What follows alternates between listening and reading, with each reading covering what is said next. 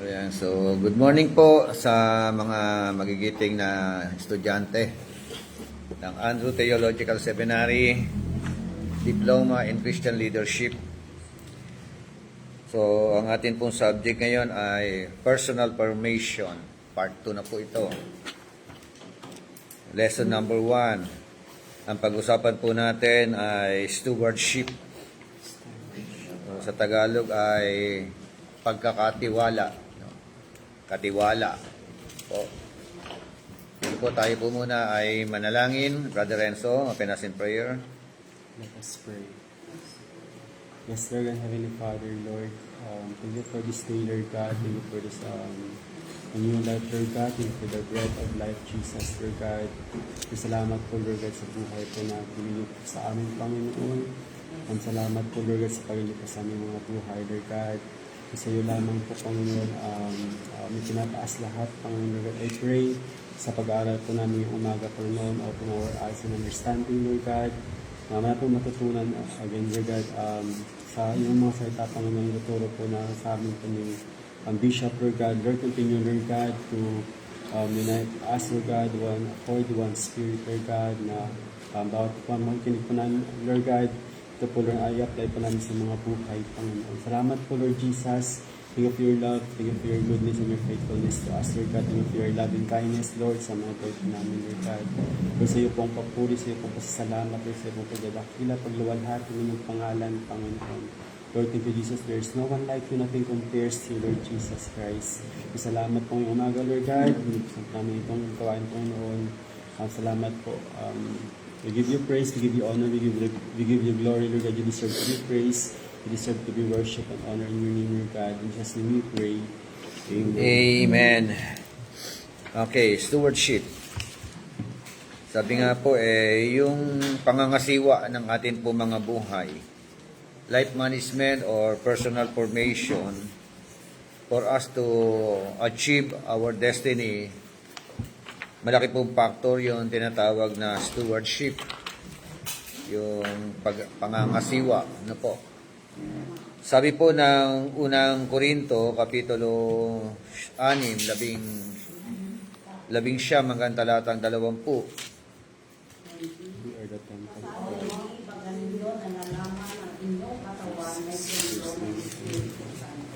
Na nasa inyo, na tinanggap ninyo sa Diyos, at hindi kayo ang inyong sarili. Sa 20, sapagkat kayo binili sa halaga, walhati nga inyo ang inyong katawan ang Diyos. Amen. So, sabi po sa English version, or do you not know that your body is the temple of the Holy Spirit? Amen. So, our body, your body is the temple of the Holy Spirit. So, templo pala yung body mo, no? Yung body natin. Yun po yung tinutukoy po dyan. So, si Holy Spirit nasa atin. Sa mga mananampalataya, ano po? Na sabi po ron, whom you have from God. And you are not your own. Sa Tagalog, hindi sa'yo, no? Hindi ikaw ang may-ari ng katawan mo. Tama? Ang Diyos po ang may-ari ng katawan natin.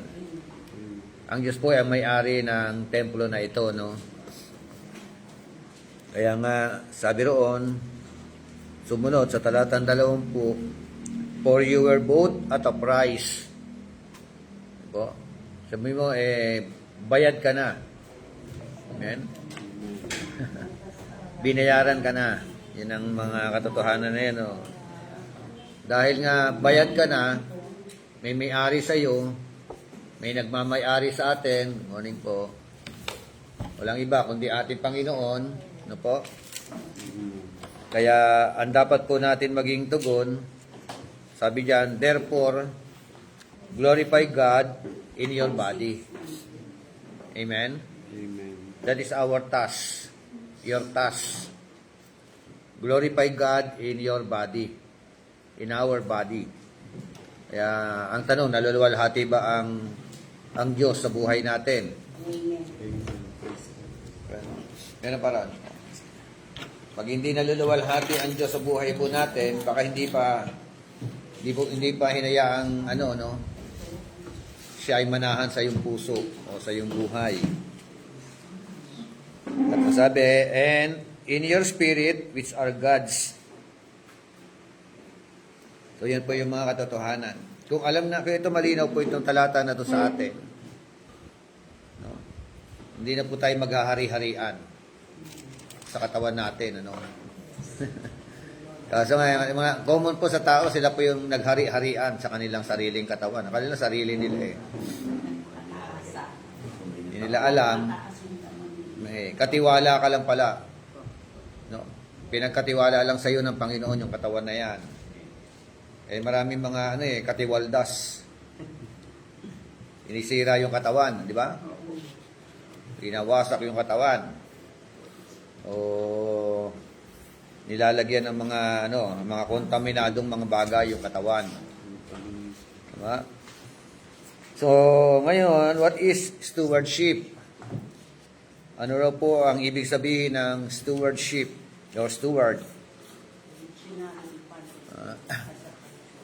Sabi ng dictionary, it defines a steward as a person entrusted with the management of estates and affairs, not his own, an administrator. Yung blanco po, the management of states. Nasagutan ninyo? Ano po ibig sabihin nito, Tagalog?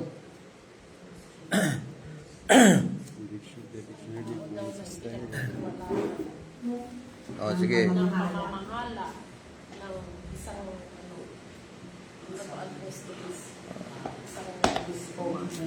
Isang pagkabayan. Ano tawag nila? isang pinasasakupan. Nasakupan. Isang Bayan. Isang bayan.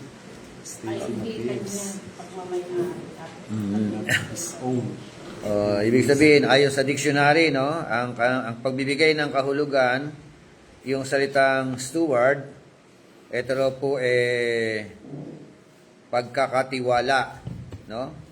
O may ipinagkatiwala. It is all about a person entrusted, no? At yung pinagkatiwalaan, siya yung magiging manager. Siya yung magmamanage. Ano po? Ng alin? Ng isang bagay. O kaya yung mga kaganapan. No? Hindi sa kanya yun. Good morning po. Not his own. No? Bagkos bilang mga administrator. Tingnan mo katabi mo, dapat ba maging administrator?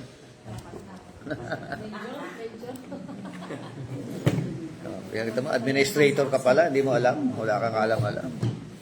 So, yan po yung atin pong administrator ka ng katawan mo. Tama ba? Entrusted by the Lord yung katawan. No? Yun ang natin. Kaya, letter B. The New Testament word translated steward means the manager.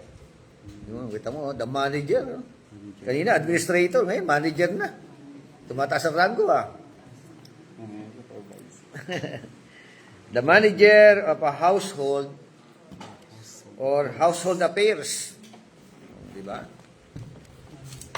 Yun daw yung isa. Dalawa na pala. Ikaw ay administrator. Pangalawa, ikaw ay manager. Diba? 1 Corinthians 4, 1-2. Let a man so consider us as a servant of Christ and stewards of the mysteries of God. Moreover, it is required in stewards that one be found faithful. To become faithful. Ayan no?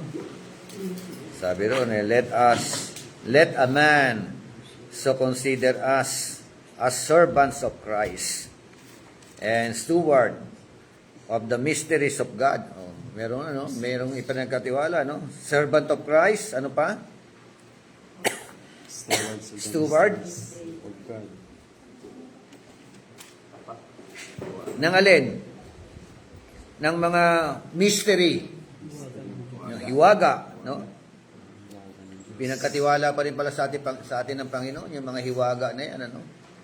So, yung mga hindi nakakilala kay Lord, hindi alam ang hiwaga na yan, eh. Pero sa atin, yung, as a servant, no? The mysteries of God revealed to us. Tama? And moreover, it is required in the stewards that one would be found faithful. Amen?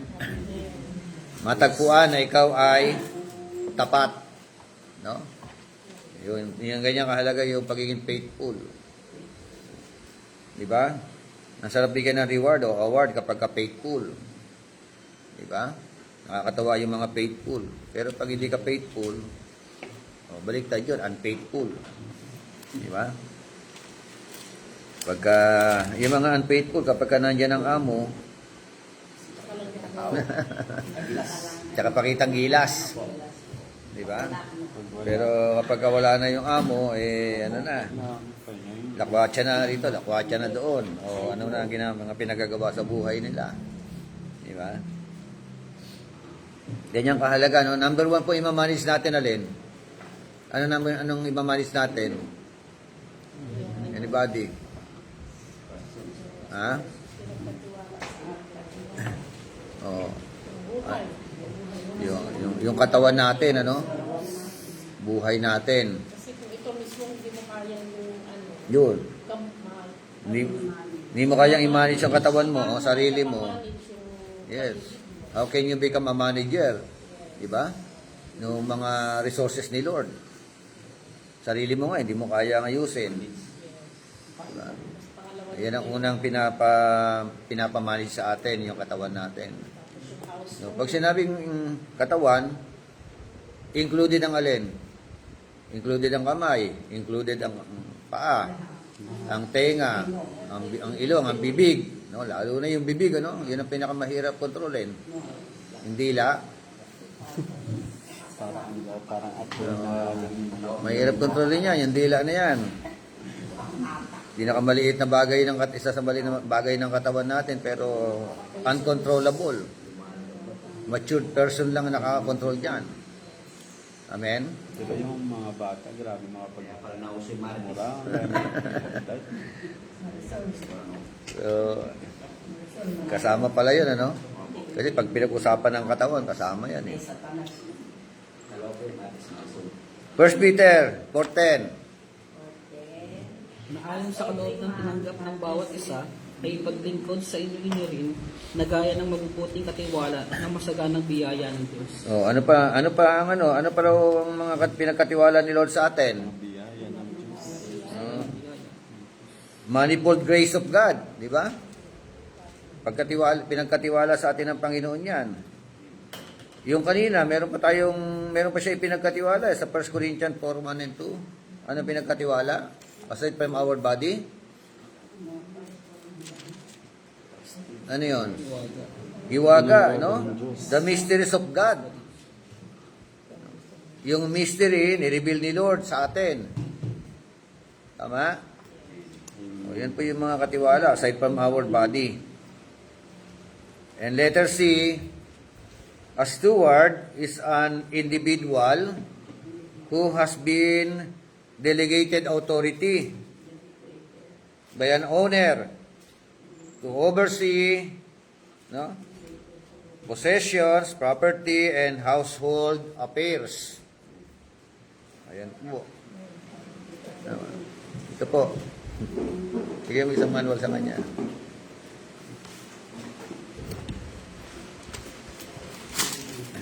Diyan, siksik na po kayo dito kay Pastor Lope.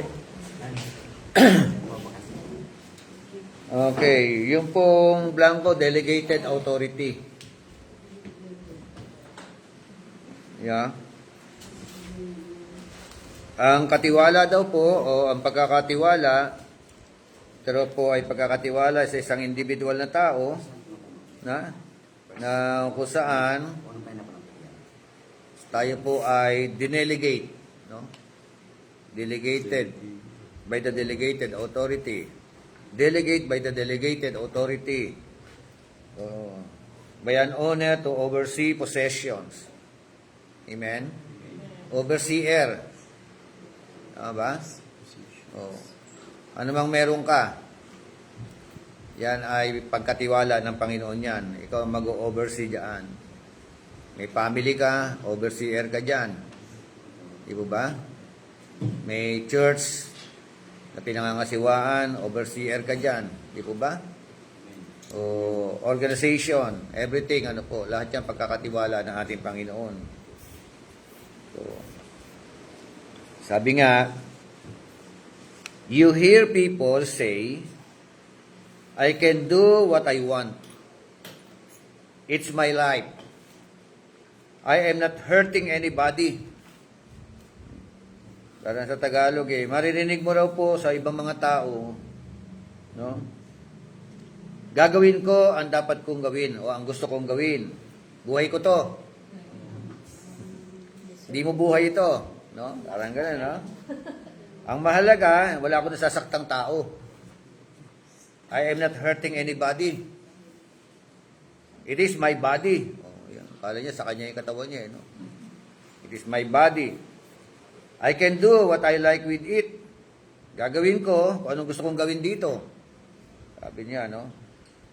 Alam niyo, ang katotohanan niyan, no? That is not true. No? Bakit? Bakit? Why?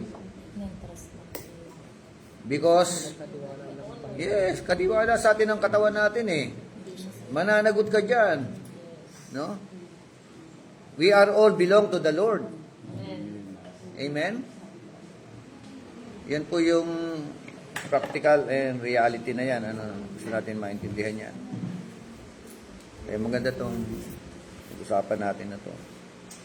And letter D, stewards were common in the biblical culture. Sa kultura po ng Biblia, no, common po ito, yung pagkakatiwala.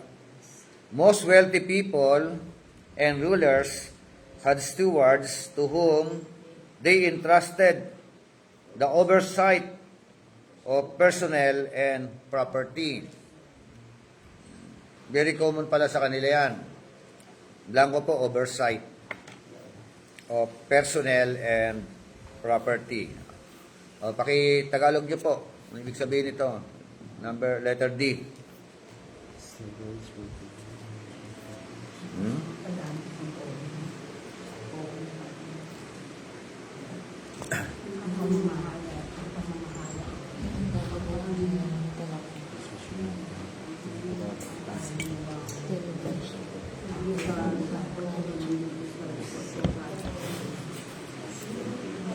Anybody?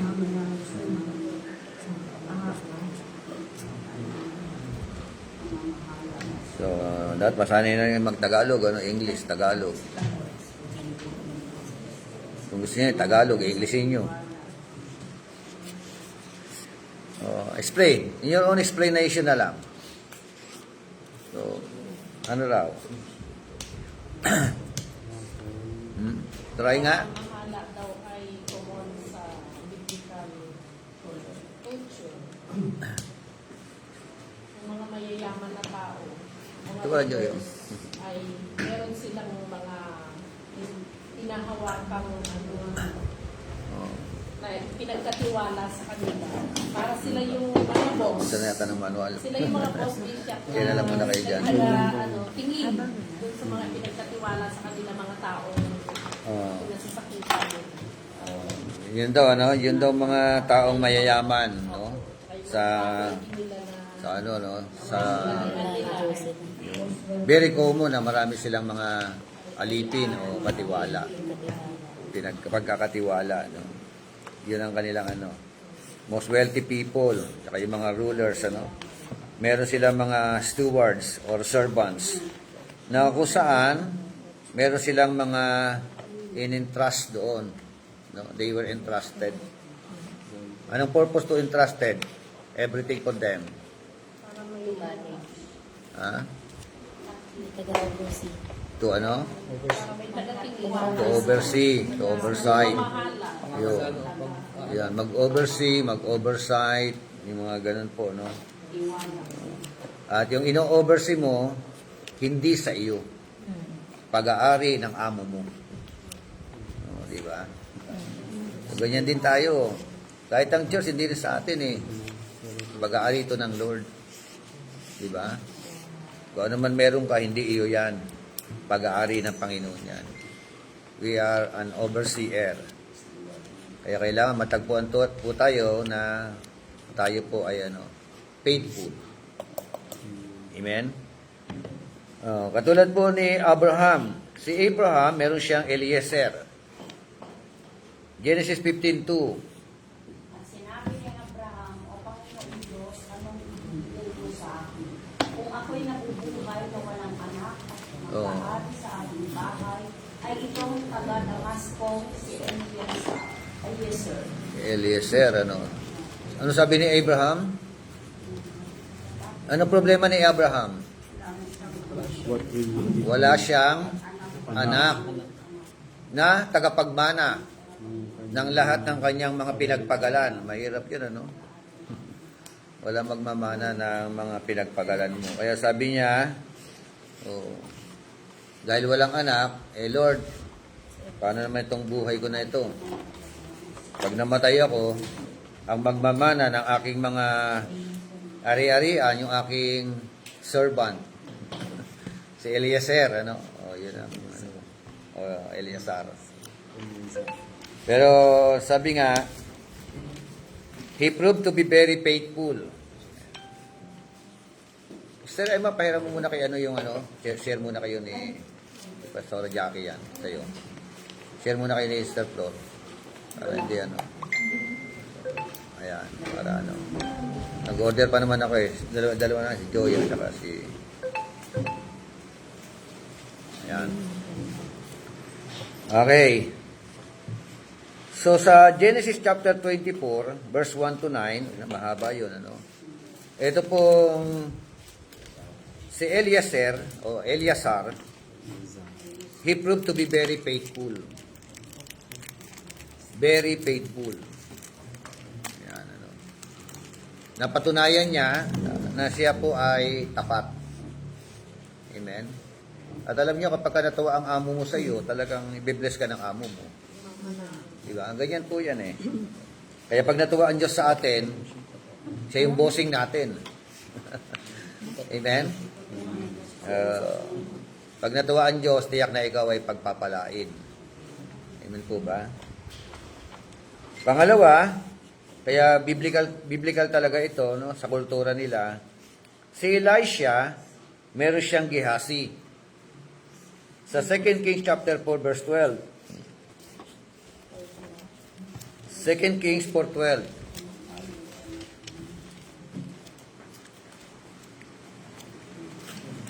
Inutusan niya ang katulungin si Gehaz na tawagin ng babae. Kaya tinawag si Gehaz ang babae pagkakagaling ng babae. Ayun, di ba? O, si Elisha, meron siyang Gehazi. Magkaiba yung naging resulta. Si Gehazi, he proved to be an unwise steward.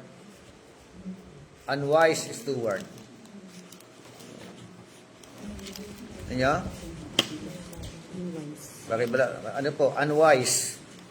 Ibig sabihin, ano siya? Bobo. Di ba? Kabaligtaran ng pagka-wise, matalino. Pagka-unwise, bobo. O mangmang. Mangmang nakatiwala. Di ba? Bakit?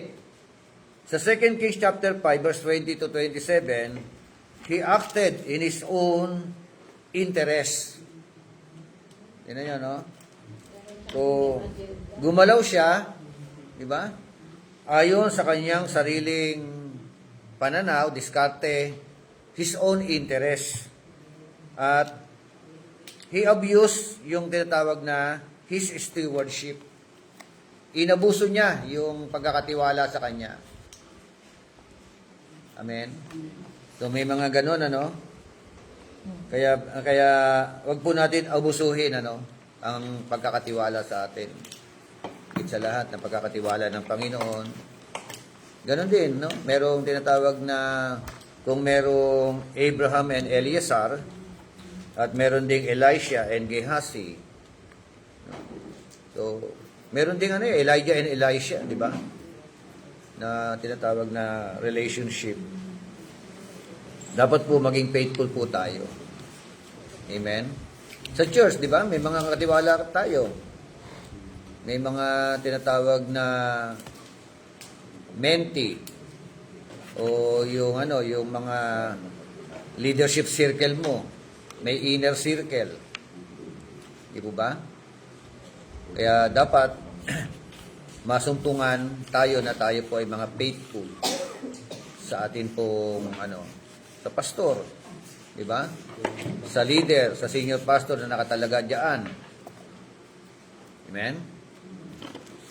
So, ang tanong, paano kung ang senior pastor ay merong ginagawang kalokohan? Anong magiging mo? Anong magiging tugon mo? Kung meron siya sablay. Pag mga ganun din siya, pwede mo pa siyang kausapin. Ganun ba? May nakikita ka Mas maganda nga kausapin. Personal. Oh, not in public. No? Na personal. Tapos pag hindi siya Nakinig. tinanggap, Nagmatigas. paano? Depende na yon kung siya may-ari ng church. Yeah. Kasi pag siya may-ari ng church, nagpapasaway siya, kukorek mo siya, ayaw magpakorek, ikaw ang aalis. Di ba? Pero kapag congregational, di ba? Halimbawa, pag-aari ng church, ang church, di ba? Oh. Tapos pinitition, sabi, yun na, may ginawang kalokohan. Napapatanggal yun eh. No? May mga iglesia or church na pag nakakitaan ng kanilang senior pastor na nakatalaga diyan, pinipetisyon ng congregation o kaya ng mga eldership, ng mga leaders. Pagka under umbrella siya. Oo. Pero pagka independent yung church, Yun. Depende. oo. Pero pag independent, ikaw yung founder, ikaw yung may-ari ng building, Kaya ikaw ang aalis. Kayo aalis. my day mo na lang yun. Di ba? Tapos naka-rehistro pa sa soul. Di ba? O, siya lahat ang may-ari talaga doon. Wala kayong magagawa kundi kayo ang umalis. Sila pa madalas yung nagsasabing, alis kayo, ayaw nyo dito sa pamamalakad ko, alis kayo. Oo, ganun magiging maririnig mo na lang. Kung ayaw niyo sa pamamalakad ko, maluwag ang pintuan, di ba? Hiwa-hiwalay na lang tayo. So, kaya nga sabi ko, depende sa sistema o paraan ng liderato ng iglesia. Di ba? At depende rin kung sino yung nagmamay-ari, di ba? Roman number 2. How is this concept of stewardship seen in the believer's relationship to God? Pero po, no? Paano raw po yung konsepto na ito ng tinatawag na katiwala o pagkakatiwala ay makita o dapat makita sa atin pong kaugnayan sa Diyos, no? In connection to our relationship with our God. Ano po? Una, ito po ang tandaan po natin, God is the owner of all things. Diba? Ang Diyos daw po ang may-ari ng lahat ng bagay. O, ito mo. Pag sinabing all things, lahat talaga. Langit at lupa. Diba? Tumating ka sa mundong hubad. Yun nga eh. Genesis 14:19. Tingnan po natin. At binasbasan niya siya na sinabi, Pagpalain si Abraham ng kataas-taasang Diyos na may-ari ng langit at lupa. Oo. Sino raw may-ari ng langit at lupa? Si Abraham ba?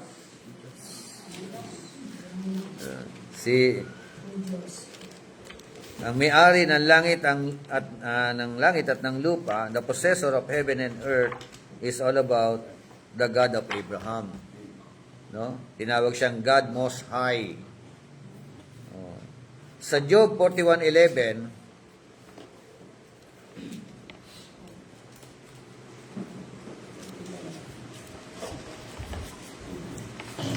basta 41:11 ng Job. Sino na unang nagbigay sa akin upang aking bayaran siya. Anumang nasa silong ng buong langit ay akin. Anumang nasa silong ng langit Ay akin. is mine. Diba? Pag-aari ng Panginoon. Kaya walang po pwedeng manguna sa kanya o pangunahan siya. Diba? Sa Psalms 24:1, Ang lupa ay sa Panginoon, ang buong mundo, ang sanlibutan at sila nasisitahan nito. diba? The earth is the Lord's. Amen? And all its fullness. The world and those who dwell therein. Amen? So, including you. Tama ba? Including me. At po tayo pag-aari ng Panginoon Diyos. Psalms 50, verse 10 to 12. Sapagkat bawat hayop sa gubat ay akin, at ang hayop sa libong buron. Nakikilala ko ang lahat ng mga ibon sa mga bundok, at ang mga mabangis na hayop sa parang ay akin. Kung ako'y magutom ay hindi ko sasaysayin sa iyo, sapagkat ang sanglibutan ay akin, at ang buong narito. Oh, di ba? So, yan po, no? Pati raw po yung mga mababangis na hayop. Mga hayop sa gubat. Di ba? Kanya raw yun, no? Lahat daw, no? Yung mga cattle, yung mga ibon, di ba? Sa mga kabundukan, pati yung mga wild beasts of the field are mine, ano? Kaya sabi, if I were hungry, nagugutom ba siya? Di ba? Hindi nga siya magugutom. Kaya, as the owner of all things, God is, number 1, the giver or source. Yan. The giver or source. He is the giver. Kaya kahit tayo, kung meron po tayo mga resources, malinaw na malinaw, pinagkatiwala din ng Diyos sa atin yan. Amen? Santiago 1:17 hanggang 18. Every good gift and every perfect gift is from above and comes down from the Father of lights, with whom there is no variation or shadow of turning. Of his own will he brought us forth by the word of truth, that we might be a kind of first fruits of his creatures. Amen. Oh, sabi ron, that we might be a kind of first fruits of his creatures. Every good gift and every perfect gift is from above. Amen. And comes down from the Father of lights, with whom there is no variation or shadow of turning. Amen. So, God is the owner or the source or the giver. Number 2, the one to whom account is given. The one to whom account is given. Romans 14:12.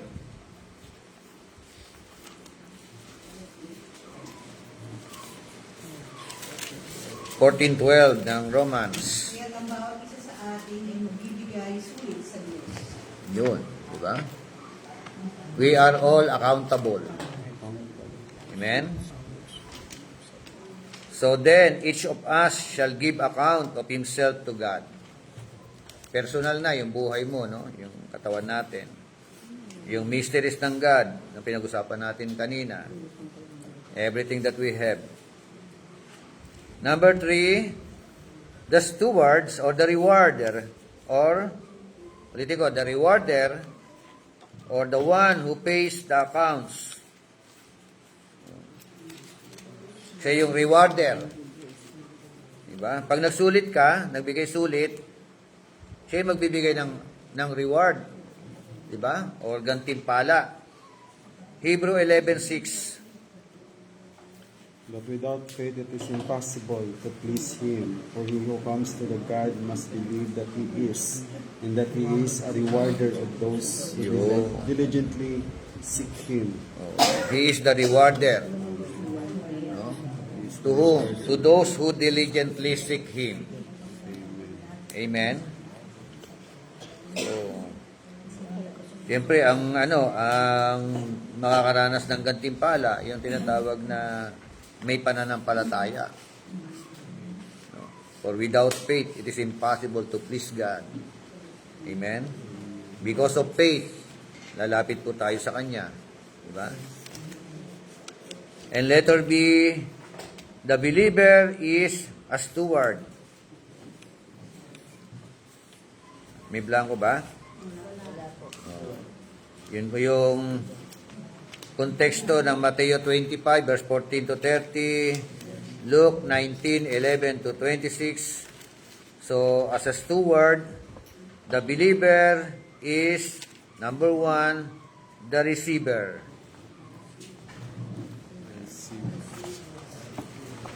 The receiver. 1 Corinthians 4:7.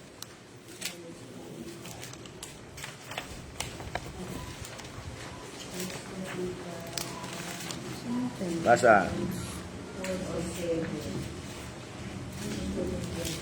Sapagkat sino ang gumagawa na ikaw ay matangi at anong nasa iyo na hindi mo tinatanggap. Ngunit kung tinanggap mo, ay bakit mo pagmamapuri na tulad sa hindi mo tinanggap. Oh, di ba? Tinanggap mo nga eh. Pero kung tinanggap mo, bakit nagmamapuri ka na para bagang hindi mo tinanggap? O pag tinanggap mo, ibig sabihin, may nagbigay. Ibig sabihin, hindi sa'yo yan.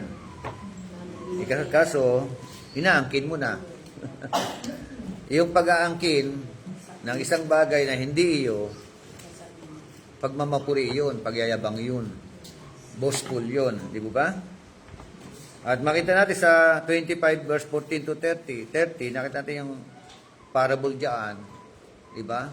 Binigyan yung isa ng 5, o may binigay, no? Binigyan yung isa ng 2, di ba? O yung isa binigyan ng isa, may tinanggap bawat isa sa kanila. At yung tinanggap nila galing sa owner, no? So, yun. Kaya tayo po, we are the receiver. Amen? At pagkatapos po matanggap ang isang bagay, pangalawa, accountable and responsible to the owner. Ito po, 3-point sermon na ito, no? Yan na, 3. Yan na yan, di ba? Lumabas na yung 3 puntos na malinaw, ano? Oo. After na ma-receive mo, you are accountable and responsible. Alang-alang sa nagbigay. Yan po. Luke 16:2. Basa nga po 16:2 ng Lucas.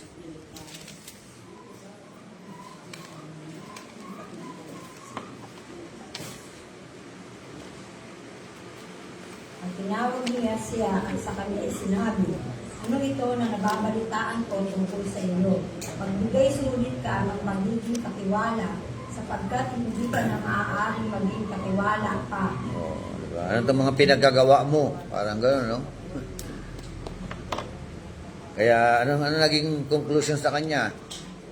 Una, pinagkatiwalaan. Ngayon, hindi ka naging faithful. Hindi ka na pwede mapagkatiwalaan pa. Diba? Dahil nga sa unfaithfulness. So, at syempre, kapag ka naging faithful ka, ito nga, dito ko sa Matthew 25, 21 and 23, the one rewarded for faithfulness. Yung blanco ay faithfulness. Oh. Tingnan nga natin. Matthew 25, 21, and 23. Sabi dyan.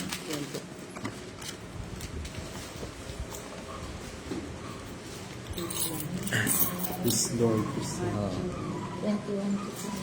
21, 25, 21, and 23. Sinabi sa kanya ng Panginoon, magaling, tapat at mabuting lingkod. Halika, samahan mo ko sa aking kagalakan. Naging tapat ka sa kaunting halaga, kaya gagawin kita ang tagapamahala ng malaking halaga. Oh, ito mo. Lumapit din ang tumanggap ng 2,000 salaping ito. At ang sabi, Panginoon, ito po ang iniwan ninyo sa aking 2,000 salaping dito. Ito naman po ang 2,000 salaping dito na tinubo nito. Sinabi sa kanyang Panginoon, magaling, tapat na mabuting lingkod. Naging tapat ka sa kaunting halaga, kaya't pamamalain kita ng malaking halaga. Samahan mo ko sa aking kagalakan. Wow. Ito mo, di ba? So, sabi nun his master said to him, ang ganda na, no? Very encouraging words, ano? Sabi nun, well done. Yun na, no? Well done. Sabi ng verse 21, no? Tapos kasunod, good and faithful slave. Di ba? Mabuti at tapat na alipin. Tapos sabi, naging tapat ka sa kakaunting bagay o sa maliit na bagay. Di ba? Ano kasunod? Kaya pamamahala ito sa malaking halaga. Oh. I will put you in charge of many things. May promotion, di ba? Promotion yun eh. Naging tapat ka sa maliit na bagay, I will put you in charge of many things. Nagsimula sa maliit. Dahil naging tapat ka, palalakihin ng Panginoon. Amen? Mamamahala ka sa malaking bagay. Eh kung hindi ka tapat sa maliit, di ba? Sa maliit, nagkakasubukan sa maliit yan eh. Sa halip na, di ba? Palaguin o dumami. Ay, maliit na nga, mawawala pa. Binaon pa. Di ba? Walang bearing, walang pakinabang. Kaya, yun ang yun ang tinatawag na comment ng ng may-ari, no? You were faithful with a few things. Promotion ang kasunod, I will put you in charge of many things. Ano pang kasunod? Not just only promotion. Enter into the joy of your master. Amen? O, pumasok ka sa kagalakan. Kagalakan ng Panginoon. Amen? So, yan ang tinatawag na commendation, promotion. Napakalinaw. Kaya lang, kailangan good and faithful. If you are not good and faithful, no, huwag kang umasa sa tinatawag na promotion and commendation. Diba? Faithfulness is the key. Kaya sabi lang, good and faithful servant. Hindi tinawag na good and faithful bishop. Diba? Good and faithful apostle. O, good and faithful archbishop.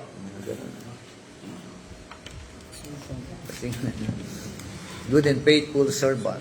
We are all servant. Amen.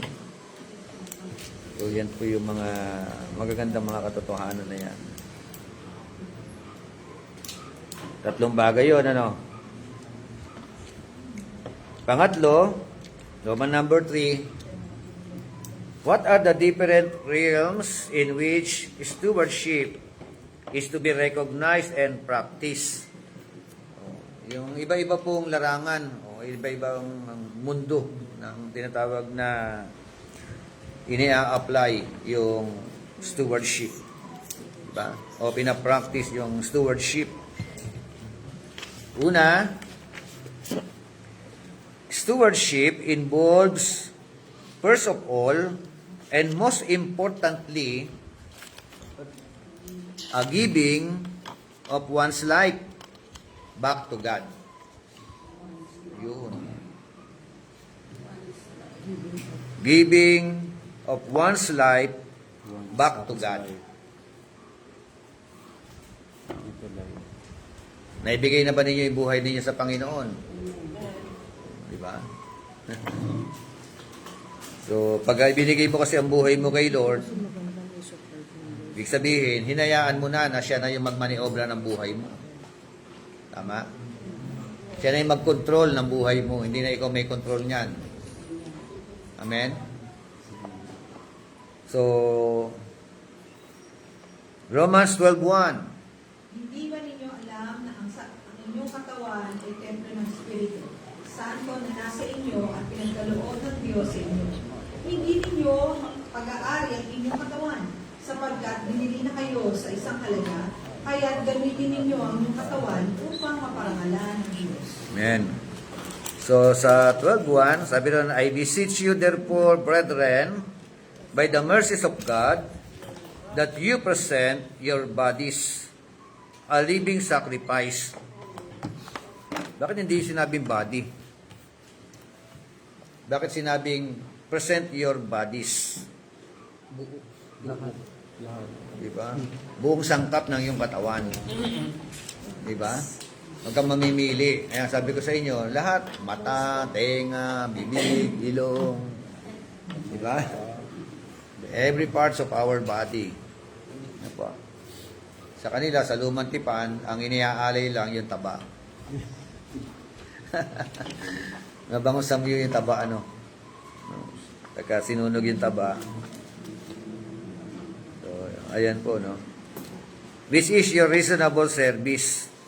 No? Yan po kahalaga, no? Letter B, stewardship involves a wise and honorable use of one's time. Wise and honorable. No? Ng paggamit ng oras. Napakahalaga kasi ng oras natin. Lalo tayo, mga busy. Diba? Mga busy person eh. Kaya lang, marami pong sa atin, hindi alam kung ano yung prioridad.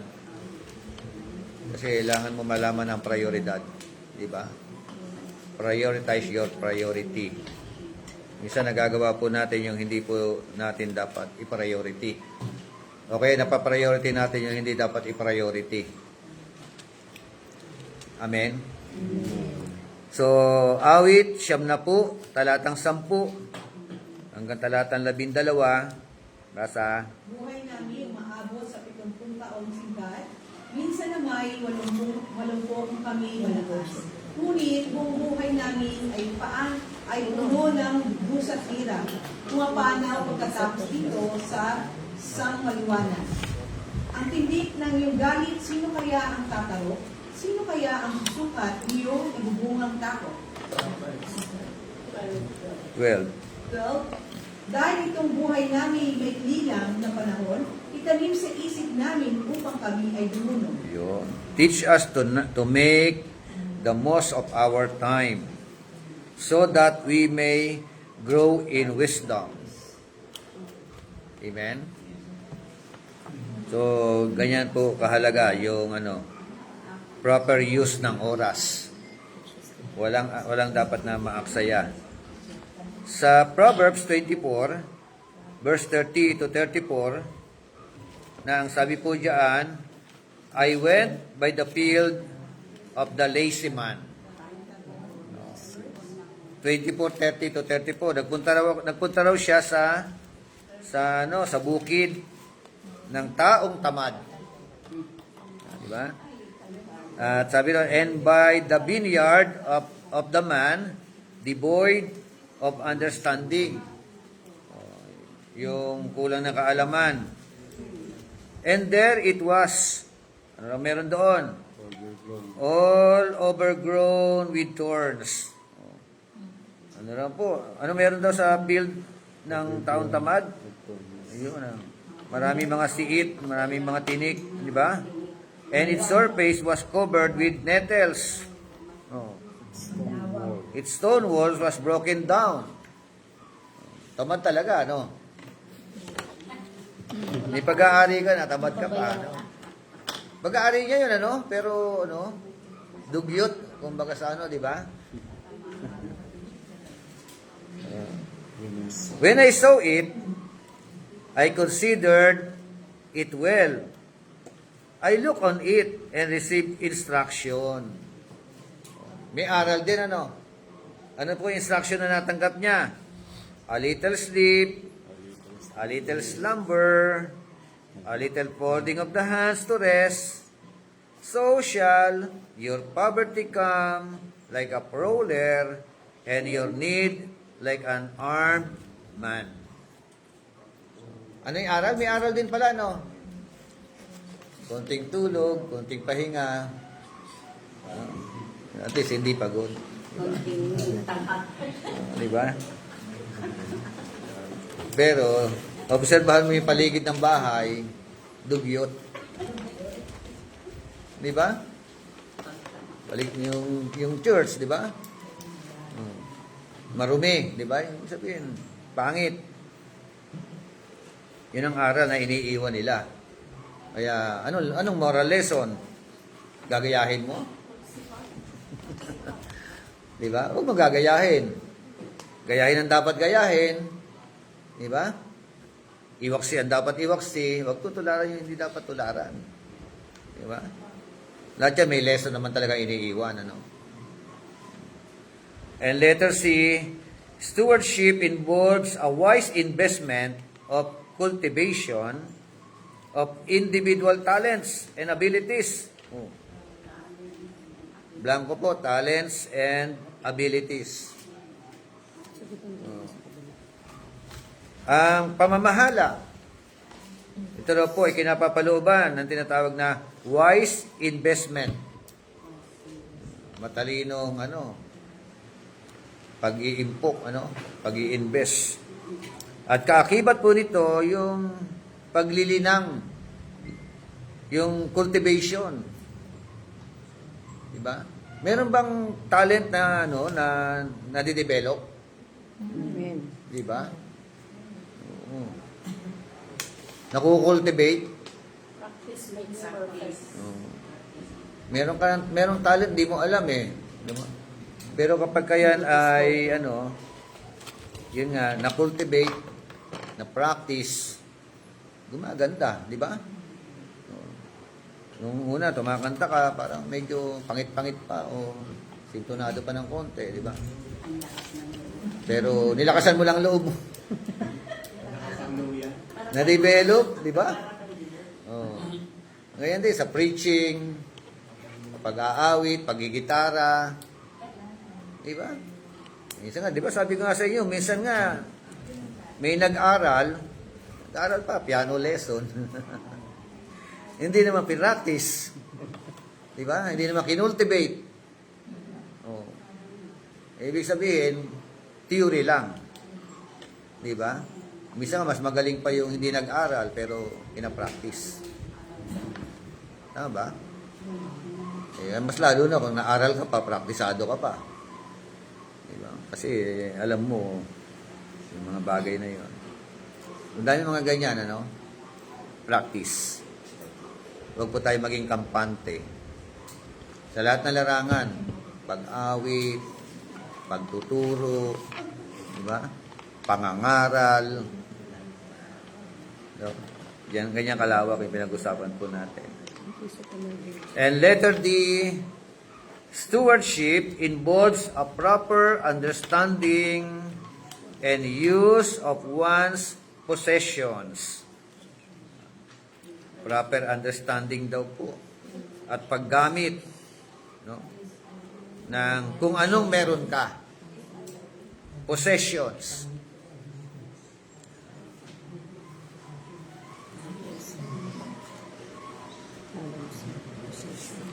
Matthew 6:19 to 21, Colossians 3:1 and 2,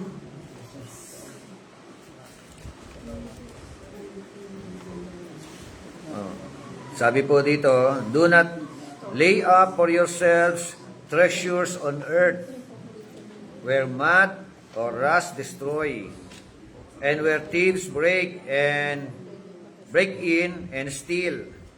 But lay up for yourselves treasures in heaven. Amen? Where neither moth nor rust destroys, and where thieves do not break in and steal. For where your treasure is, there your heart will be also. Ano ibig sabihin nito? Yung huling phrase. Where your treasure is, there your heart will be also. Sapagkat saan naroon ang iyong kayamanan, naroon din ang iyong puso. Parang doon ka na lang nakafocus dun sa yaman mo. Where your treasure is, there your heart will be also. Anong ibig sabihin? Yun na lang yung pinabibisihan mo, yung sa lahat ng panahon mo, doon ka lang nakafocus. Parang pag darating na po ng bagyo, yun po ba, yung pinapalitas na po sila, ayaw po nilang iwanan yung bahay nila, yung ari-arian po nila doon, para maging safe. Parang yung heart nila na doon. May kinalaman ng puso no? Where your treasure is, there your heart will be also. Kung ano man yung bagay na iniingatan, Kung saan napamahal. tao man yan, bagay man yan, Kung mga mayayaman, pera, nakapokus lang sila sa negosyo, sa mga area nila. Wala silang pakialam sa ibang bagay, basta nakapokus lang sila sa ibang bagay. Nakapokus lang sa pagpapayaman. Opo. At nandun din ang kanilang puso. Yung heart kasi natin. Ano pa ang Tagalog niyan? Where your treasure is, there your heart will be also. Nasaan yung kayamanan nila, nandun yung puso nila.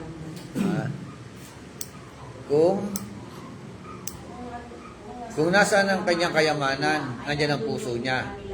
Nasa yaman mo yung puso mo. Yung puso mo nasa yaman mo. Ganun ba yun? Sila doon. Yung kayamanan. Wala na silang kumbaga wala silang panahon sa Diyos, kung ba. Na-focus sila doon. Ang requirements po kasi ng Lord po, parang come follow me. Yung iiwanan mo po siya lahat. Okay. Yung Which comes first? Yaman o puso? Alamin mo yung totoong Kasi yung puso, Diba? visit po din po eh. Samahin mo na po, yaman sa Sabi sa Ano ba? Vice versa? Kung nasa ang kayamanan mo, doon ang puso mo. Kung nasa ang puso mo, doon ang yaman mo. Kung ang puso mo ay nasa pera, doon umiikot ang buhay mo. Ayun. Kung ang puso mo ay nasa Diyos, doon umiikot ang buhay mo. Gano'n, yun, di ba? yung tunay na kayamanan. Puso ito. Ibig sabihin, puso ang basihan. Kaya nga, Kung nasa ang puso mo, kasama kayamanan mo. kaya nga sa lahat ng gagawin natin, nakatingin si Lord dun sa puso mo, ano motibo mo sa lahat ng ginagawa. Hindi niya tinitingnan yung sipan mo, kundi yung puso mo, ano bang motibo mo, bakit ginagawa mo. Is it for the glory of God or for your own glory? Kaya lang, pag nauna ang kayamanan at isusunod ng puso, Hindi, yung verse kasi na to sa 21, sabi sa Tagalog, sapagkat kung saan naroroon ang iyong kayamanan. Ibig sabihin, mauna yung kayamanan. Saan ba yung kayamanan nandoon? Kung kayamanan mo nasa bangko, doon ang puso mo sa bangko mo. Bankbook. Kung kayamanan mo ay nandoon sa mga properties at mga negosyo, at doon lang yung puso mo. Kasi mauna yung kayamanan, ano? So, kung ang kayamanan mo ay nasa ministry, yun ang pupukusan ng puso mo, yun ang unahin mo. Kaya, huwag kayong mag-impok ng kayamanan dito sa lupa. Kasi, yung kayamanan talaga mag-dictate yan. Di mo masisisi si Eddie Villanueva. Kaya gaano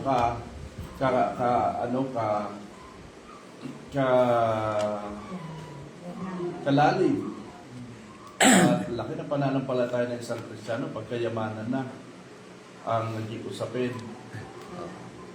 Diba?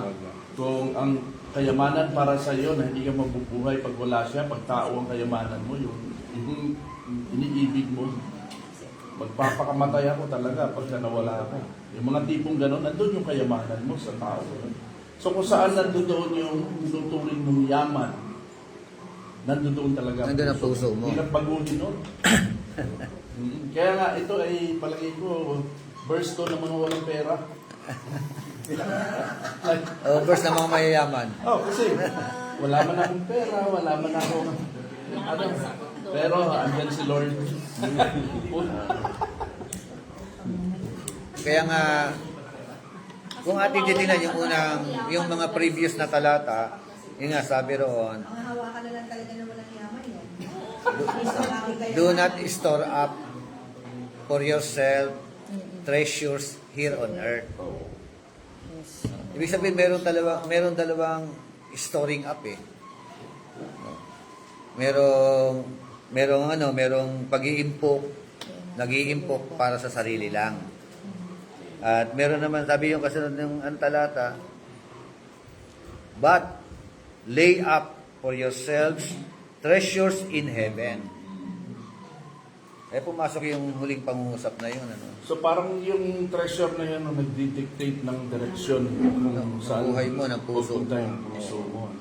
Kaya ang daming Kristyano pagka, Pastor, pag-pray mo nga ako, wala pa pera-pera. Parang magkatrabaho naman ako nung nagkatrabaho, nawala na. Wala na. Nawala. Busy na sa Nabisi na. Ang ganda nitong talata na to, no?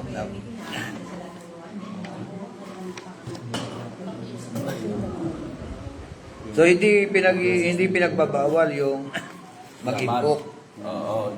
no? Ang ipinagbabawal niya, mag-impok ka para sa sarili mo lang. Di ba? At ang pinakamagandang uri ng pag-iimpok, yun na, mag-impok ng kayamanan sa langit. Di ba? Kaya hanggat nabubuhay tayo rito, dalawa lang yung paraan na yan. Di ba? Storing up treasures on earth, di ba? Na para sa sarili mo lang, or storing up treasures in heaven. Yung na-store mo, treasures in heaven, makikita mo yun sa langit. Di ba? Kaya nga sabi, where your treasure is, no, there your heart will be also. So ano bang treasure na gusto mong iniimpo? Kayamanan panlangit, kayamanan panlupa. Kasunod ng puso mo to. Pero majority, kayamanan panlupa ang gusto ng tao. Nandun din ang puso nila. Susunod ang puso. Kaya talaga walang tao talaga. Diba? Sunod-sunuran. Tao talaga. Nagutak talaga. Yun talaga. Nakikita mo talaga. Makikita mo sa galawan ko. Oo, ang purity talaga. Ito naman sabi ko sa isip ko rin naman.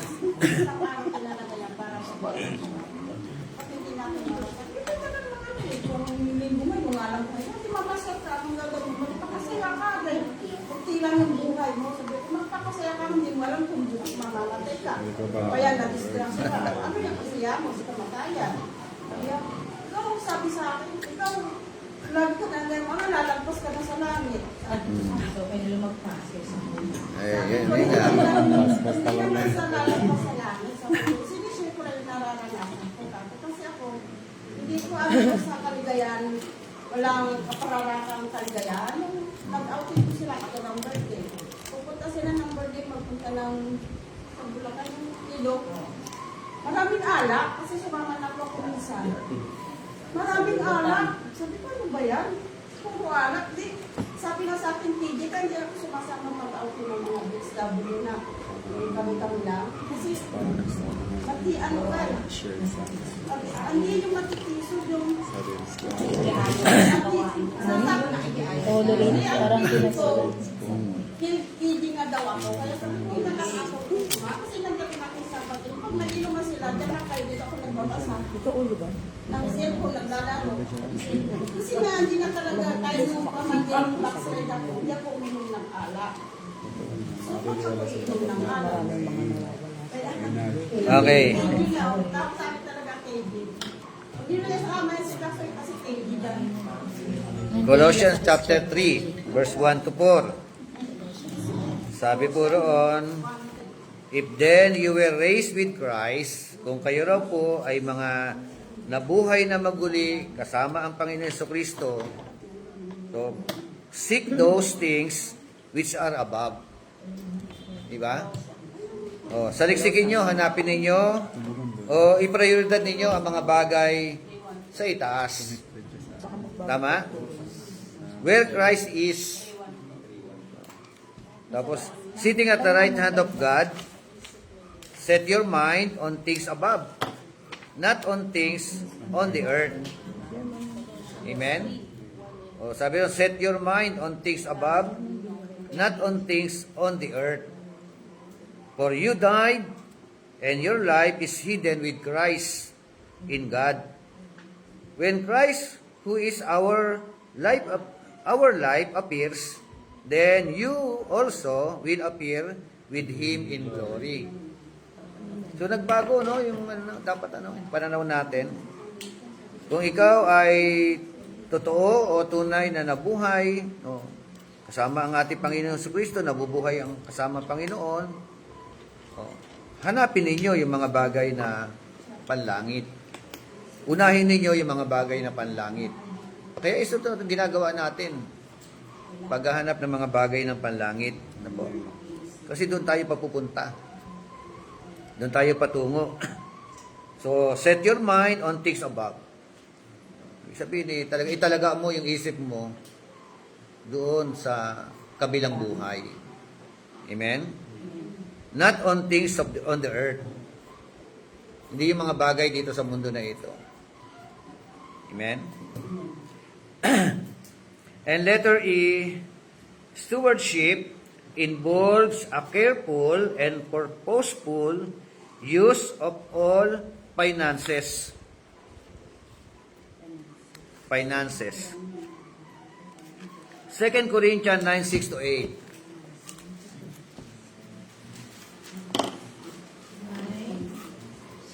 Chapter 9, verse 6-8. Ito ang ibig kong sabihin. Ang nagtanim ng kakaunti ay ani ng kakaunti. At ang nagtanim ng marami ay ani ng marami. Ang bawat isa ay dapat magbigay ay sa kanyang pasya. Maluwag sa loob at hindi napipilitan lamang. Sapagkat iniibig ng Diyos nagbibigay ng may kagalakan. Magagawa ng Diyos na pagsaganahin kayo sa lahat ng bagay, higit pa sa inyong pangangailangan, upang sumagana kayo para sa mabuting gawa. Amen. So, sabi na, no, for God is able. And God is able for what? To make all grace abound toward you. So, sa kanya pa rin galing, ano? God is able. Anong purpose? That you, always having all sufficiency in all things. Amen? May have an abundance for every good work. Diba? Ang ganda na sufficient ka sa all things, ano? Sagana ka sa lahat ng bagay. Anong purpose ng sufficiency na yan? For you to have an abundance for every good work. Amen? Kaya kung anong resources meron tayo, nagagamit po yan. For what? For every good work. So, kaya sabi noon, ng talatang 6, but this I say to you, he who sows sparingly will also reap sparingly.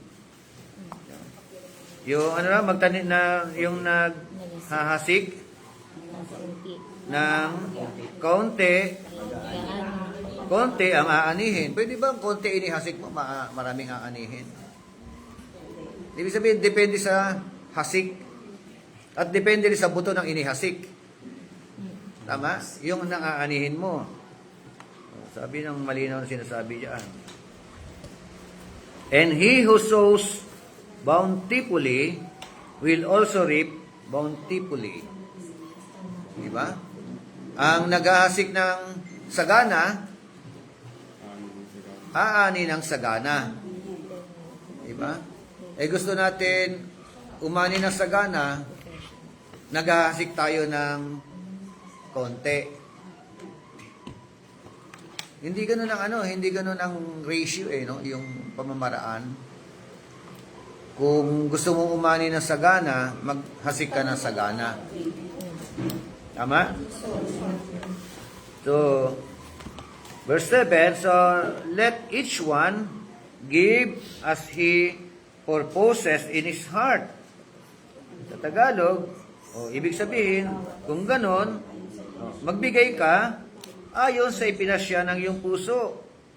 Hindi napipilitan lang. Diba?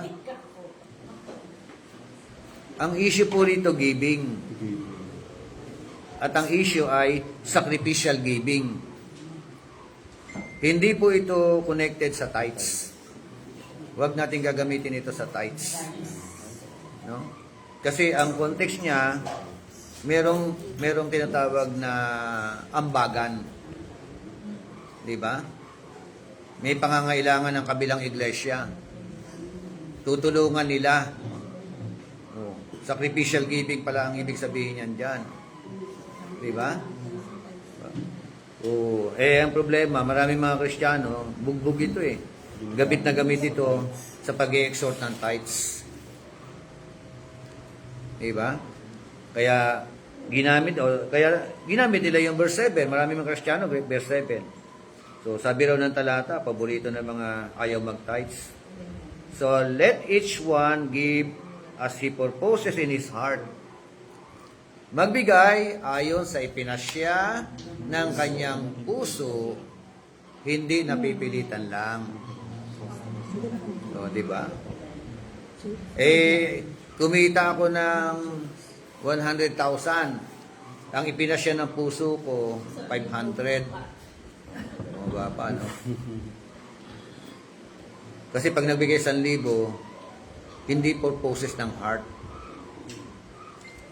Di mas lalo na kung lalakihan niya pa. Di ba? So, pagka 100,000 ang kinita, magkano dapat ang ibigay? 10,000, tithes yun. Di ba? Merong gusto mo pang lalo ka talagang i-bless ng Panginoon. Sahod niya 100K monthly, talagang takat siya sa tithes.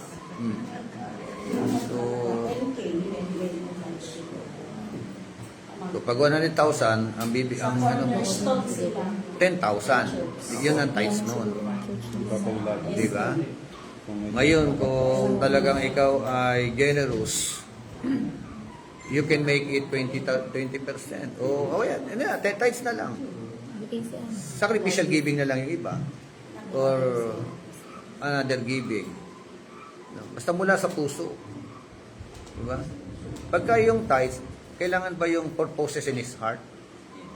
Kung kasama ang purposes in his heart, baka lumagpas ang tithes mo. Diba? Pero yung obligated, obligado 10%. Tama ba?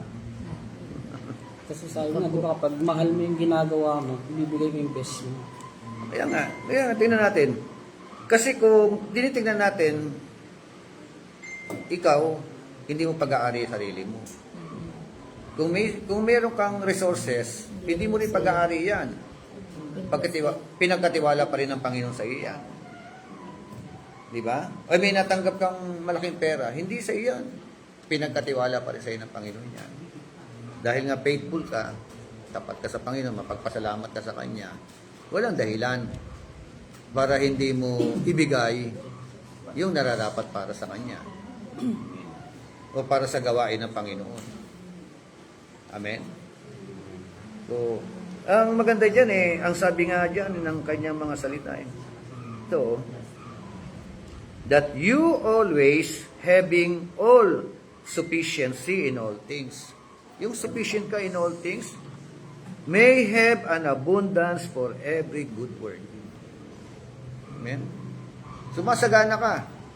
Para kasi mahirap maka ano eh, yung tinatawag na good work, di ba?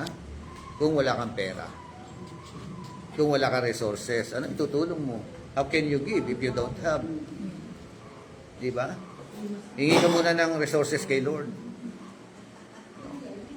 At bubuhos ni Lord ang mga resources pag nakita niya faithful ka. Di ba? Lalong sumasagana. As long as nagbibigay ka, as long as nagiging generous giver ka, lalo naman dumadaan sa kamay mo. Gumagaan ang pera. Yung magaang ang pagpasok ng pera.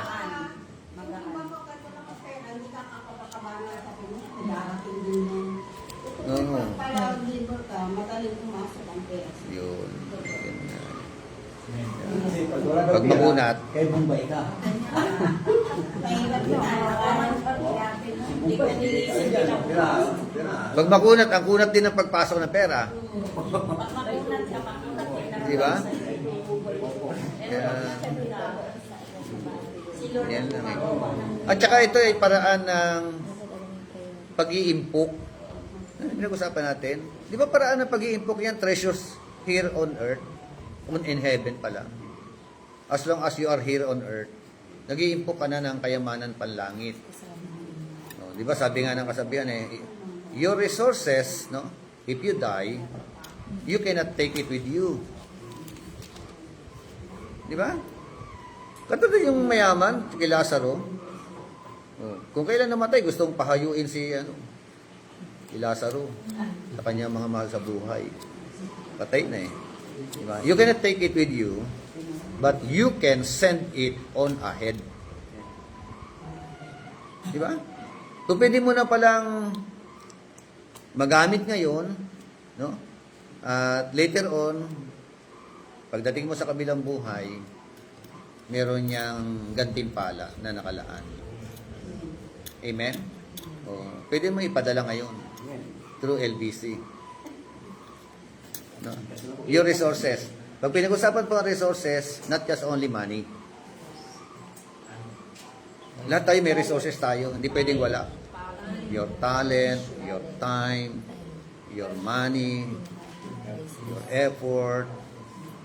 Diba? Everything that we have coming from the Lord, came from God. Amen?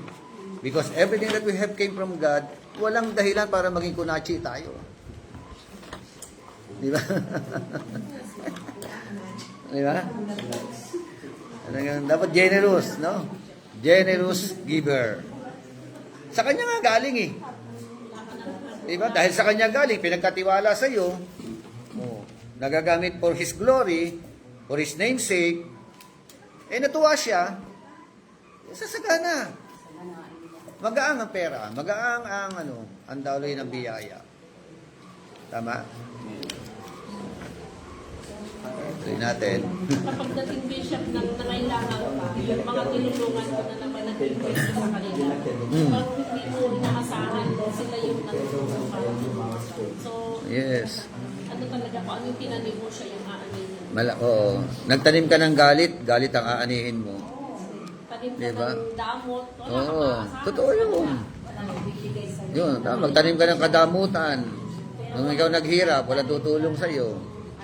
Mapagbigay pag ikaw nagbigay. Yes, oo. Bahagi yan ang pagtatanim. Nagtanim ka ng masamang relasyon sa kapwa mo, aanihin mo, masamang relasyon din. Kaya nga, it depends upon the seed that you sow. Amen? Kaya...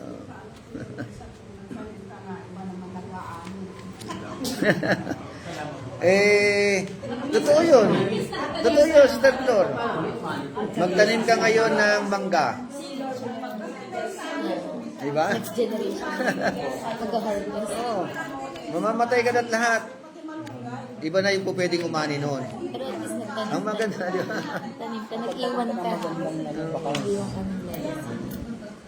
Eh, ang mahirap noon eh, meron nga ang kanta eh. Ako ang nagtanim, ako ang nagsaing. Tapos iba kumain.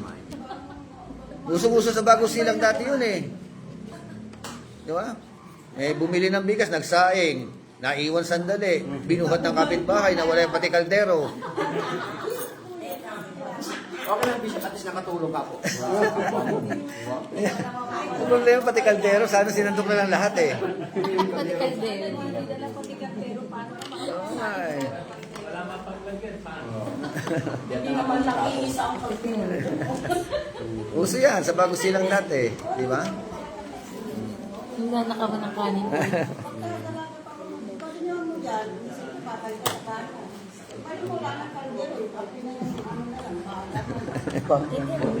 Sa phase 8. Narasan mo yan, Step Lord? Mababait ang mga tao dyan, di ba?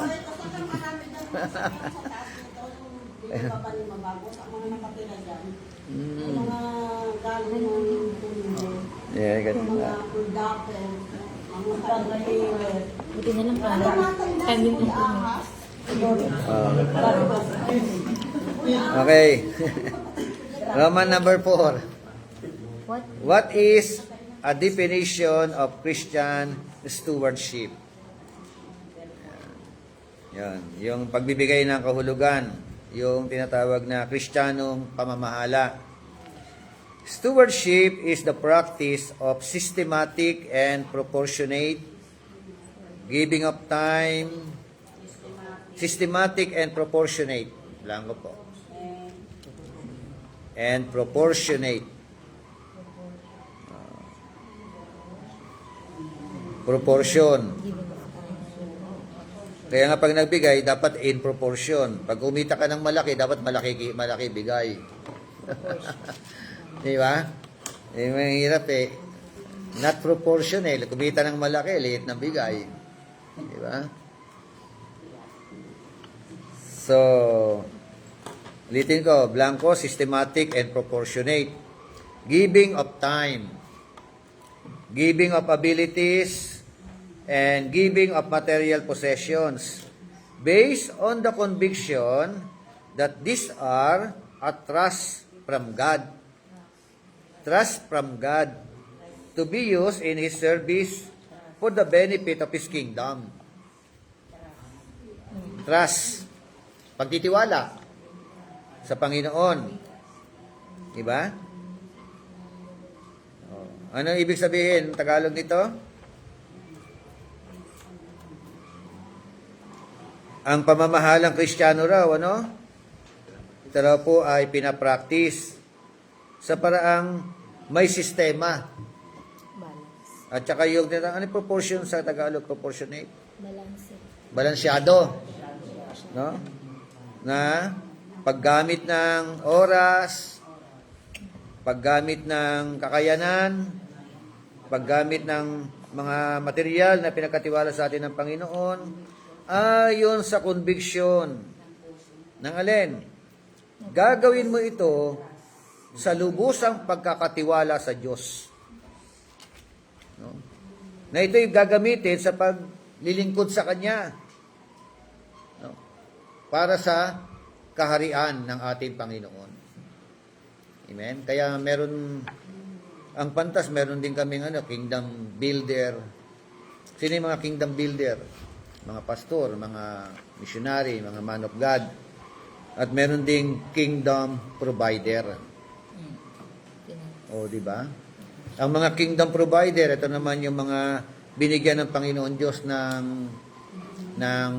magandang ikabubuhay. Di ba? May mga business, diba? May mga magandang trabaho, may mga wealth. So, kingdom provider dapat ang maging bahagi natin. Amen? Ganda yun, ano? Lalapit ka kay pastor. Pastor, saan tayo magpapatayo ng simbahan? Oh. Sagot ko yung ganito. Kingdom provider po yun. Always remember, your resources is not yours. No? You are only a steward. Amen? Katiwala ka lang. Kung maging mindset natin yan, ako, pagdating sa langit, dami niyong reward. Amen? Daming award. Diba? Naging faithful ka sa mga material na bagay. Lalo niya pasasaganahin ang mga material na bagay sa iyo.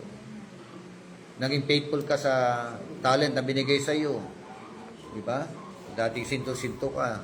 Lalong gumanda ang boses mo. Di ba? Oh. Yung mga kakayanan, kasi lahat yan ng kakayanan eh.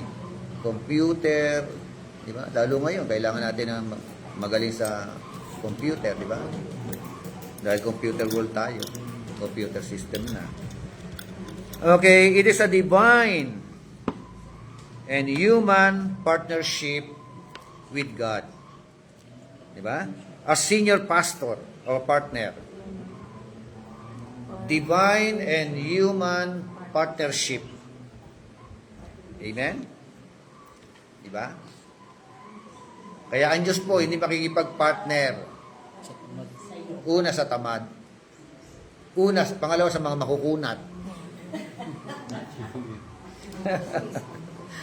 Tama ba? Siyempre sa mga member mo, kung siya Oo. talaga yung makukunan. It is a way of living. The recognition of God's ownership of one's person. That is a proper way of living. Ano yun? For you to recognize that God is the owner of everything that you have. Amen? Including you. No? Powers and possessions and the faithful use of this for the advancement of Christ's kingdom in this world. Amen? Yung kahalagahan niya, yung faithful use of these things for what? For the advancement of God's kingdom in this world. Amen? So, kailangan may partnership talaga. May partner ang pastor. Amen? Ang partner ng mga pastor, kingdom provider. Tandaan ninyo, hindi kayo pinasasagana ng Panginoon para sa sarili nyo lang yan. Hindi ganun. May purpose ang Diyos. Amen? Kaya ka pinasagana ng Panginoon for you to become His partner in the ministry. Amen? Kaya kung gusto mong, pinagpipray din yan eh. Lord, gusto kong maging partner mo as kingdom provider. Kaya lang, Lord, www.com ako ngayon eh. Walang-wala. Di ba? Oh, eh walang-wala eh, Lord eh. Pasaganahin mo po ako. Pray lang. Tama ba? So, kung nasumpungan ng Lord na tapat ka sa pangako mo, why not? Walang dahilan para hindi ka pagpalain ng Panginoon. Magulat ka na lang, tumama ka sa loto. Kahit hindi ka, yun ang maganda nun, ano? Hindi ka tumatayo, tumama ka sa loto. O kaya nakatanggap ka ng, ng message, na messenger. Meron kang 500 million. Scammer. Diba? Binigay mo na yung, kaya nangyari, binigay mo yung natitirang pera. Yung iba ganun eh. Hindi, iba nangangako, Lord, patamahin mo lang ako sa loto, magpapatayo ako simbahan. Yung mga ganun. Diba? O kaya eh. So, yan po yung definition. Okay, Roman number 5. What are the primary qualities of a good steward? Primary qualities. There are 5 principal character qualities that are found in good stewards. 5. 5-point sermon na to ha. Yan na yung nasa Matthew 25. Number 1, faithfulness and loyalty. Diba? Faithfulness, tapat. Yung loyal, ano yun? Tapat pa rin eh, di ba? Ano yung loyalty? Same? Same lang. Parang synonym, ano? Faithfulness and loyalty. Mas malalim lang yung faith. Pero almost the same. Yung pa rin nag-aaral lang Sabihin. Meron sa loyalty award. Oh. Loyal ang kanya. Loyal siya sa lahat. Oh. Sa loyal. So, pagka pag faithful, sa trabaho yon. Pag loyal, sa may-ari. Tama ba? Ang loyalty sa may-ari. Ang loyalty, ginagamit din sa Tama ba? Pwede yung ganon? Di ba? yung loyalty visa ginagamit din sa relationship eh. It is all about relationship na. Sa may-ari, sa tao o sa Ang faithful katapatan. Mm. Ako sa pagganap ng tungkulin at pagiging tapat sa ginawa o sa pangako. Ang loyalty, katapatan ng puso sa pagiging tapat sa relasyon. Yun, sa relationship na. Oo, sa relasyon, Sa tao. panig sa isang tao, sa makaan o layunin kahit mahirap. Yun, so, di ba? Magkaiba sila, no? Loyalty, it depends upon your relationship, of course, to our God, or to someone that entrusted Sa you. loyal ay hindi maalis o nagtataksil kahit may mas magandang alok o pagsubok. Yun, kaya nga, loyalty, no? Minsan hindi taksil, ano? Relasyon niya yung commitment niya Tapat sa relasyon. Hindi ka maglolo. Ayan na. Huwag niyo na basahin 1 Corinthians 4:1 and 2. Nasagot na. Matthew 21:40-41. Pero yun nakita natin kaibahan. At yung pangalawang characteristic, industriousness. Ayun, Matthew 25:26. Basa nga po, 25:26. Kadapwat sumagot ang kanyang Panginoon at sinabi sa kanya, ikaw na aliping masama at tamad, nalalaman mong ako'y gumagapas sa hindi ko hinasikat at nagaani doon sa hindi ko sinabugan.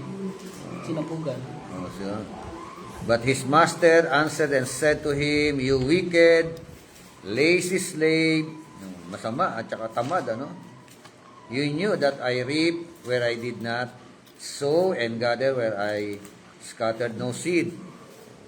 So, sa pantalata, Romans 12:11. Not lagging in diligence, fervent in spirit, serving the Lord. Oh, Lagging. not, ano raw? Not lagging. Not lacking. Lagging. Lacking. Lacking ba? Double G po eh. Lagging. Lagging. Lagging. Diligence. Tamad sa pagsusuligat.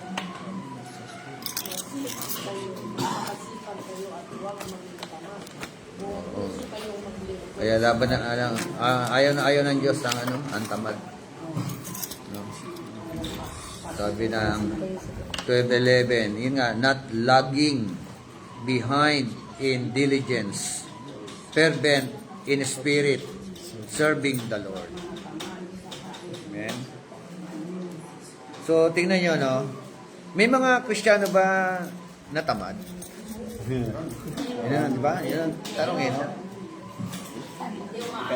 Di ba? Marami? No. Dahil tamad, hindi gumiginhawa ang buhay. Di ba? At mahirap yun, lalo sa ministry, hindi giginhawa ang ministry. Di ba? May mga ganun na. Tingnan nyo, mahalaga ang industriousness. Minsan nga, pagka ikaw ay industriousness, yung masipag ka, kahit nga hindi Christian gumiginhawa ang buhay Tama? Tingnan nyo yung mga Hapon, mga Chinese. Trabaho lang ng trabaho. Kaya, di ba? Mayayaman sila. Kita nyo? Kung yan ay practical way for you to become yung industriousness, yung masipag, lalo na sa Christian world. Lalo na sa pagiging Kristiyano. Di ba? Kung ito ay, kumbaga sa nagiging pamantayan, ang mundo, ang mga tao sa mundo, nagsisipag-yaman dahil nga masisipag, why not sa Christian world? Diba? Lalo na sa ministry. Letter C. Discipline and obedience. Colossians 3:22-24. Bondservants, obey in all things your master according to the flesh, not with eye service as men pleasers, but in sincerity of heart fearing God. And whatever you do, do it heartily as to the Lord, and not to men, knowing that from the Lord you will receive the reward of inheritance, for you serve the Lord Christ. Amen? Discipline and obedience. Pang-apat, fruitfulness and productivity. Matthew 25:20. Dali po roon. Matthew 25, verse 20. So he who had received 5 talents came and brought 5 other talents, saying, Lord, you delivered to me 5 talents. Look, I have gained 5 more talents Diba? besides them. Ano sabi niya? The one who had received the 5 talents came up. Ito na yung accountability. Diba? And brought 5 more talents and saying, Master, you entrusted 5 talents to me. See, I have gained 5 more talents. Amen? So, fruitfulness and productivity. Ganyan po kahalaga yung tinatawag na produktibo. Amen? Kaya natuwa ang Panginoon sa kanya. Hindi po pwedeng hindi ka magbubunga. Hindi po pwedeng ang Kristiyano ay baog. Di ba yung hindi produktibo, baog? Nagbubunga dapat. Mabunga. Amen? And letter E, humility and servant's heart. Mark chapter 10, verse 43 to 44. Sabi?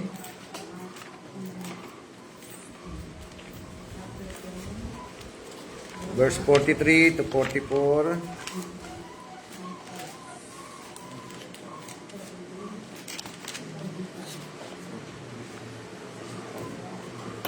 Ngunit hindi ganyan ang dapat umiral sa inyo. Sa halip, ang sino man sa inyo na nais maging dakila ay dapat maging lingkod ninyo. At ang sino man nais maging pinuno ay dapat maging alipin ng lahat. Sapagkat ang anak ng tao ay naparito hindi upang paglingkuran, kundi upang maglingkod at upang mag-ari ng kanyang buhay para sa ikatutubos ng marami. Amen. So, yan po yung sinasabi, no? Yet, it shall not be so among you, but whoever desires to become great among you shall be your servant. And whoever of you desires to be first shall be slave of all. For even the Son of Man did not come to be served, but to serve, and to give his life as a ransom for many. Amen? So, tuloy ko po, para matapos natin yan. Mabilis na to. Roman number 6. What truths did Jesus emphasize in his teaching on stewardship? Jesus' main teaching on stewardship is found in 2 key parables. No? Matthew 25, verse 14 to 30, and Luke chapter 16, verse 1 to 13. Kung babasahin po natin yan, so, these accounts bring out the following truths. Yung 2 talata na ito. Ano-ano mga katotohanan meron dito? Una, letter A, if we do not use what God has given us, we will lose it. Ibig sabihin, kung hindi raw po natin gagamitin, no, ang mga ibinigay sa atin ng Panginoon, mawawala ito. We will lose it. Letter B, God expects us to use our talents to bring increase to His kingdom. Yan ang expectation ng ating Panginoon. Kaya ka binigyan ng talento. Anong purpose? To bring increase. For the purpose of His kingdom. Amen? And letter C, God expects us to use great wisdom as we use our talent.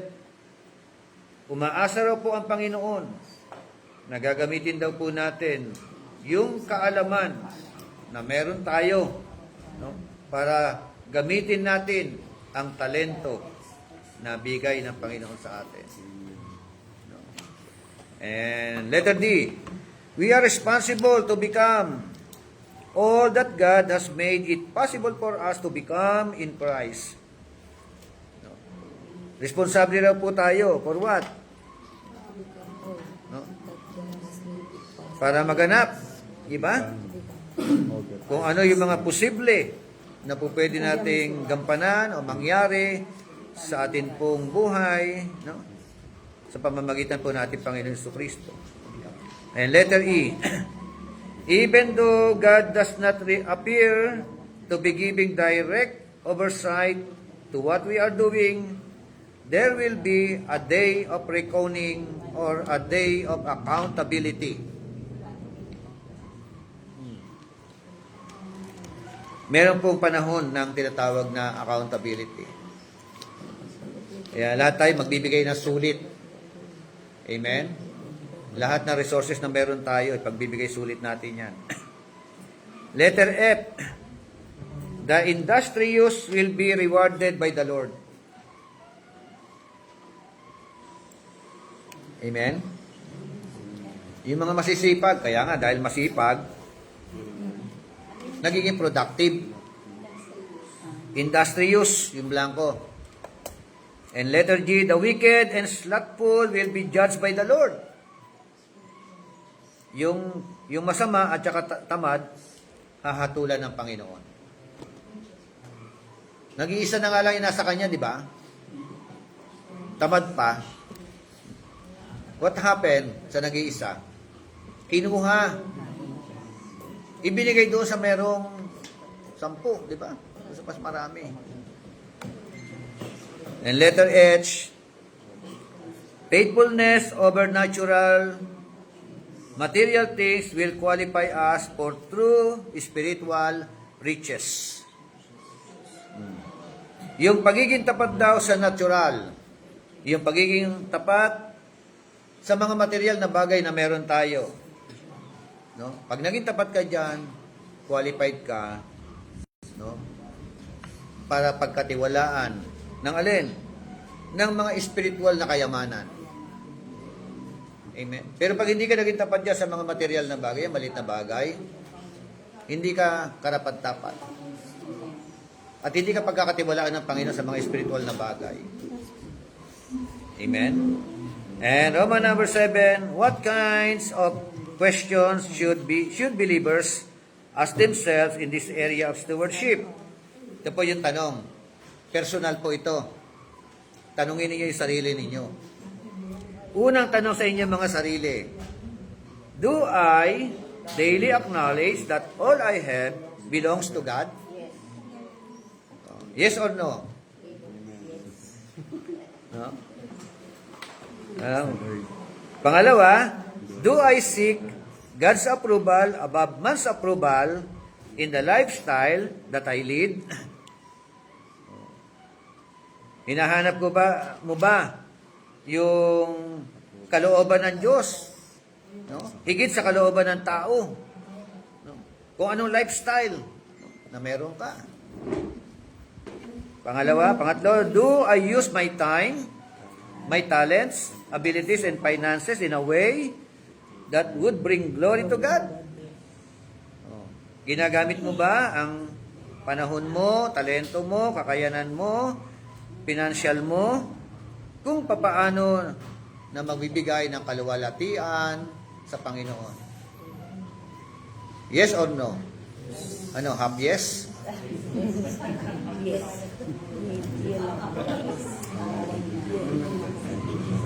So, letter D, Am I contributing to the extension of the kingdom of God by the use of all that I have?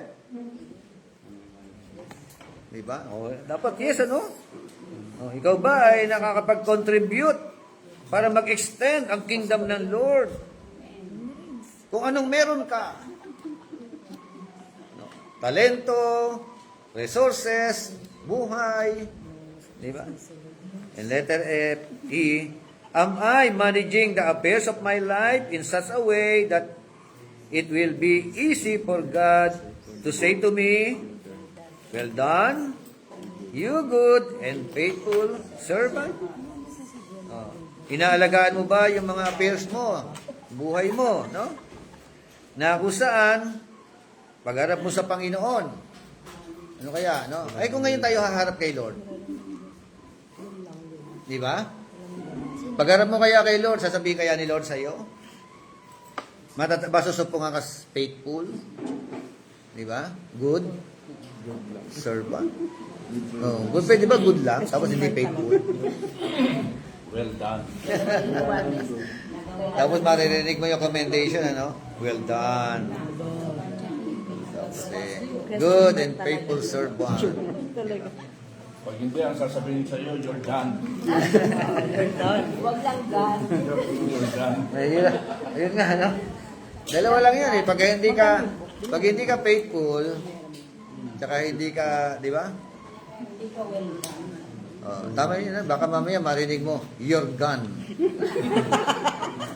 Di ba? Depart from me. Di ba? May kasunod. Sa Matthew 7:21, ano? I do not know you. I don't know you. Okay.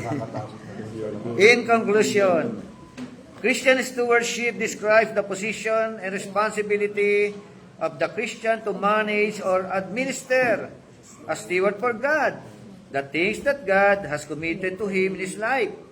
We are not our own. Jesus Christ has bought us at an infinite cost. We belong completely to Him. Everything we do in life should reflect this fact.